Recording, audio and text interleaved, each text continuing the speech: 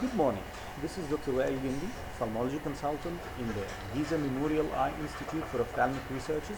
Today I'm going to be talking to you about reversed relative afferent pupillary defect.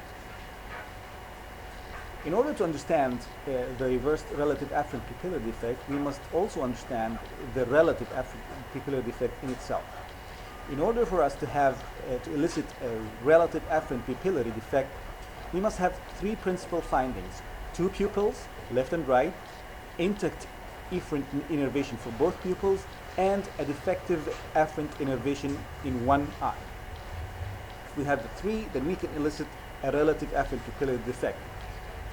In the following illustration, we will give an example of a patient with left afferent pupillary defect and explain on that example how to elicit relative afferent pupillary defect and how to elicit reversed relative afferent pupillary defect when.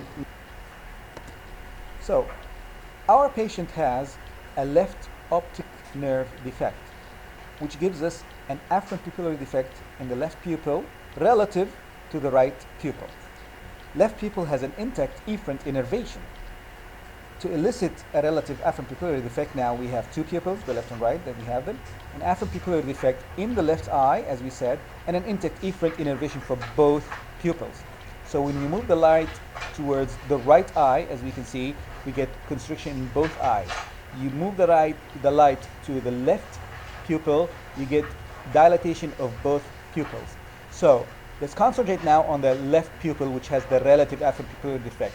Light, when it moves towards the left pupil, it dilates.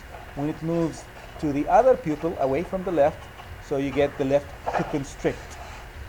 Light towards the left gets dilated, away gets constricted. What is a reversed relative afferent pupillary defect then? A reversed relative afferent pupillary defect becomes useful when the eye that has the afferent pupillary defect, the left eye in our example, has another pathology preventing pupillary movement totally. For example, it has a third nerve palsy or a total posterior synechia.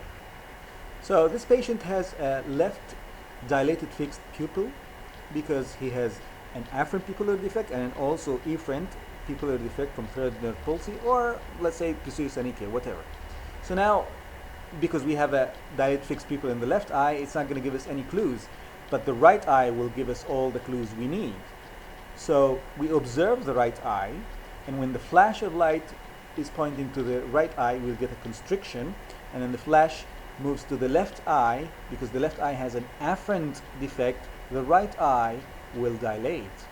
So back to the right eye, you get a constriction because this is the direct light reflex, and when you move it to the left eye, away from the right eye to the left eye, the right eye will dilate.